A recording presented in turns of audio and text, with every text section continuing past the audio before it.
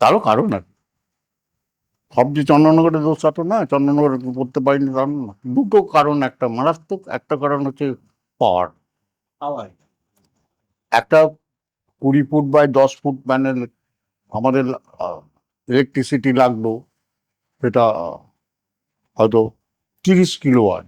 আর এখন যদি ওই ওই বোর্ডে ওই সাইজে এলইডি দিয়ে বা এখনকার যে প্রোডাক্টটা চায়নার যে র্যাম দিয়ে করতে গেলে 3 ওয়াট, 30 কিলোওয়াট থেকে 3 ওয়াট, এই পাওয়ার সেভ।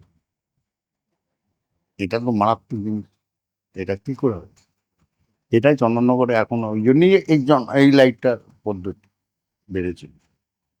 নাহলে চন্দননগরে এখনো যদি ওটা করা যায় এখনো হয়তো, কিন্তু পাওয়ার সাপ্লাইটা করে।